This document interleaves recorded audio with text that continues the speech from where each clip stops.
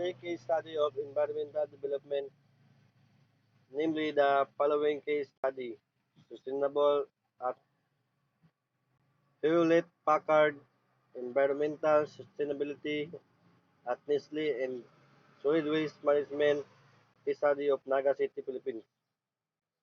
The main purpose of case studies, therefore, is to find a real-life application of a theoretical concept or solution.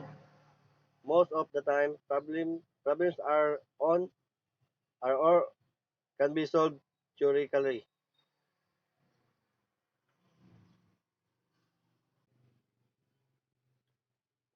But before discussing the case study of the three topics, let's just define what is sustainability in environmental aspect.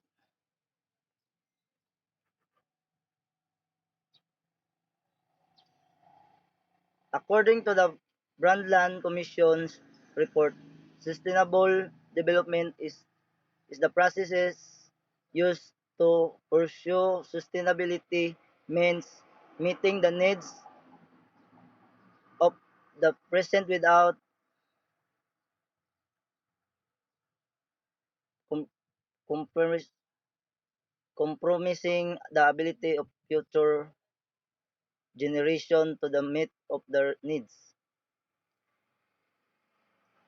The concept is often broken into three core concepts or pillars: economic, environmental, and social.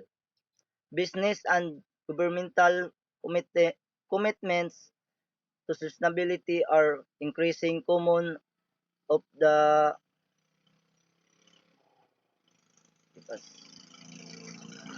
three reports in encountering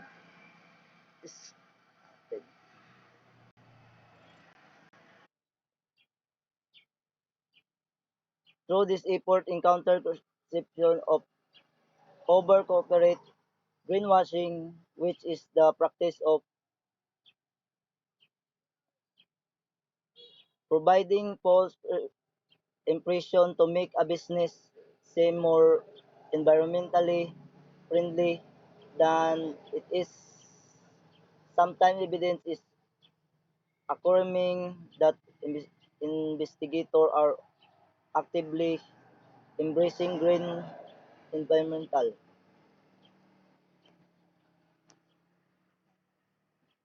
So now let's start discussing the case study of sustainability of Hewlett Packard. Case study generally have the following structure. It starts with a problem, then outlines the various different potential solutions available. This this is then followed by proven cases where where, where one of the solutions discussed resulted in a company, organization, or individual solving the problem outlined.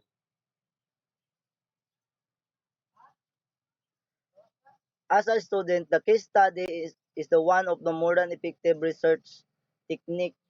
We will we hope that with this tip, choosing and writing case studies will defi- definitely to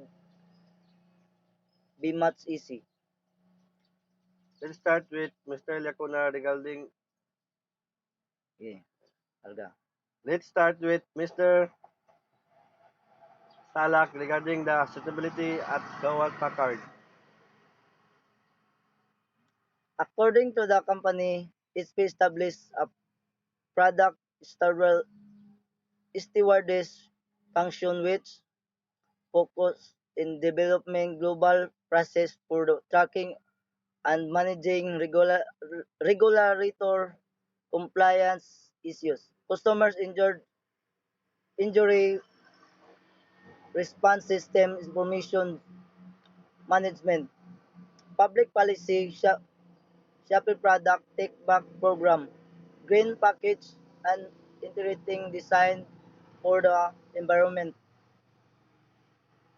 There are two studies conducted by the Princeton 2001 and Yin 2003, namely to illustrate green IS Initiative withdraw on two published cases involving Hewlett-Packard (HP), Princeton 2001, and Van Ots and Abital 2010.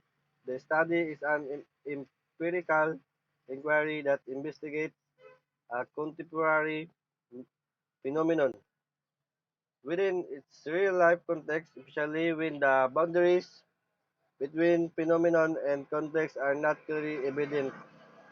In 2003, product stewardship minimizes the environmental impacts associated with the full life cycle of the product by earlier invention Preston 2001. It's an approach from cradle to grave Van Arnhem 1997, which aims to ensure that from inception to final disposal, as well from the time materials are extracted, distributed, and processed until it is sold, used, and disposed, the product only has minimal environmental impact. Ruskin Hunter 1994, Wilford 1995. HP.com in 2015 is looking for the following perspective. The following are: number one, carbon and water footprints from supply chain and operation, product and solution.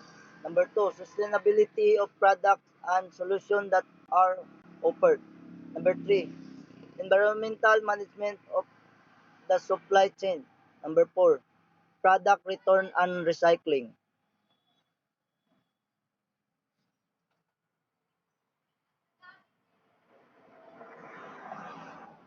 In April 2001, HP announced an ambitious set of climate action goals. Highlights include achieve net zero greenhouse gas emission across HP value chain by 2040, beginning with supplies business achieving carbon neutrality by 2030, reach 75% circularity for products and packaging by 2030. It only shows that company is doing great in performing the policy and maintaining the reliability and sustainability in their company. Exactly that, the point from the case study highlights the three problems, namely the following: probab- profitability and dematerialize and assessing process toward environmental goals.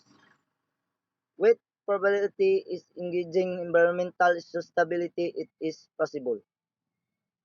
According to according to 2008 global survey by FTSE Russell, an index provider, more than half of global asset owners are currently implementing or evaluating ESG consideration in their investment strategy.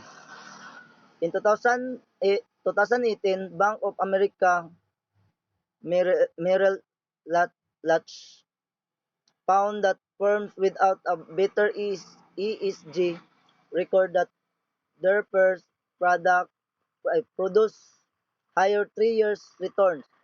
We are we more likely to become high quality stock. We're less likely to have large price decline and we're less likely to be bankrupt.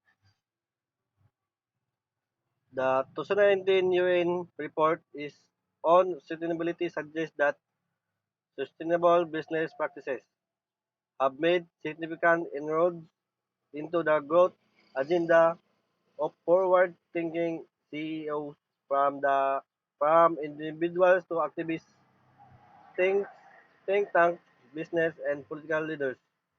All have woken up to the idea of mainstream sustainability.